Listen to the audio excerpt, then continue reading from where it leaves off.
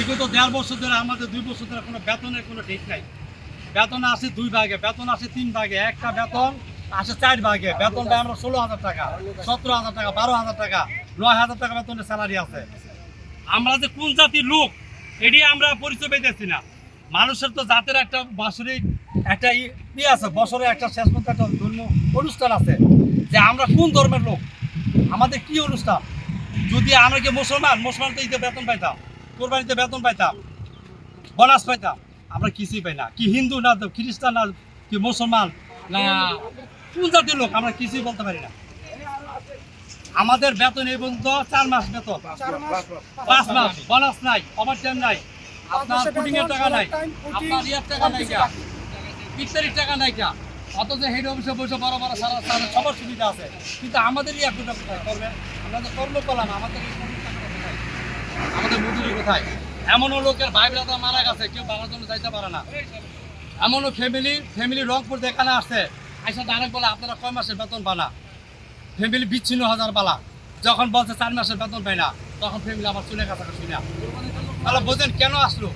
লোক মারা গেছে, লোকের টাকা দিতে পারে না, কোনো লোকের টাকা দিতে পারে না, কোনো বালুর টাকা দিতে পারে না, ব্যবসায়ীদের টাকা দিতে পারে না, লেবারের টাকা দিতে পারে না, ওয়ার্কারের টাকা দিতে পারে না। তাহলে কি বিশ্বাস আছে, কি আস্থা আছে এই কোম্পানির প্রতি আমাদের?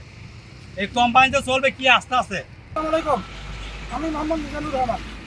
আমি মিরাক্তারে সেফটি সুপারভাইজারে কাজ করি। কোন জায়গায় কাজ করেন? মিরাক্তারে BS3 এলাকাটা কোন জায়গায়? নরসিংদী গাংপার। নরসিংদী শিবপুর উপজেলা গাংপার এলাকায় যে এটা হলো, এখানে আমি চাকরি করি মিরাক্তারে প্রায় 10 বছর ধরে। আমাদের ঠিকমতো বেতন 2 বছর থেকে হয় না। বিগত এই কয়েকদিন আগে এই ঠিকমতো 5 মাসের বেতন না দেওয়ার কারণে আমার পরিবার থেকে আমার ফ্যামিলি বিচ্ছেদ হয়ে গেছে। ফ্যামিলিভাবে আমি টাকা পয়সা দেই না, এখানে আমার বউ আমার সারে চলে গেছে। আমার একটাই অনুরোধ, এরকম অনেক পরিবার আরও আছে, পরিবার ভাঙে চলে গেছে, কারো অনেক পরিবার ধ্বংস হয়ে গেছে। অতএব কোম্পানির প্রতি অকুল আবেদন যে আমাদের এই যারা আছি সবার টাকা বকেয়া বেতন যত আছে ওভার টাইম পুটিং সব বেতন দিয়ে আমাদেরকে যা করার ইচ্ছা তাই করুক কোম্পানি, হয় ছাঁটাই করুক না আমাদের রাখা হচ্ছে কোম্পানির ব্যাপার। কিন্তু আমরা চাই আমাদের বকেয়া যত বেতন আছে সব ক্লিয়ার দেওয়ার জন্য। তারা না খাইয়া এসি রাবাররা কইরা আমার হোটেলে খাইয়া 1.5 লক্ষ টাকা জমছে। তারা কি বেতন পায় না? তারা বেতন দেয় না, নিরাপদে বেতন দেয় না, নাটক করে এই মাসে না এই মাসে, এই মাসে না এই মাসে, এই রাজনীতি করে বেড়া করে উবাস রাখছে এই পর্যন্ত। আপনি খাওয়ার চালাই দিতে হবে। আমি খাওয়া এই পর্যন্ত চালাই নিছি। আবার আমি PMGM এর কাছে যাওয়াতে আমারে কয় আপনার কইছিনি, আরে বেটা সবটি লোক করে দেবো গা, না খাইয়া যাইবো কই? তাদের না খাওয়ালে তারা তো বাঁচতো না, তারা মরতো না, তাদের আমার হেল্প করতে হবে। এই কথা কওয়ার পরে এক ভাই কি আপনি খাওয়াইছেন আপনি তেলন, পরে আমি কইছি যে অবস্থা খারাপ হইব, আমি কয়ে দিলাম। ঈদের মধ্যে দেখেন গেটের মধ্যে, এই গেটটার সামনে আমার দরজার সামনে দুরুমদা করে একটা লোক মারা গেল।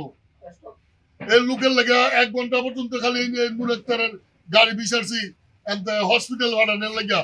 একটা লোক নাই হসপিটালে লাশটা লয়ে যাবে লেগা, এই লোকটারে বাঁচানোর লেগা না।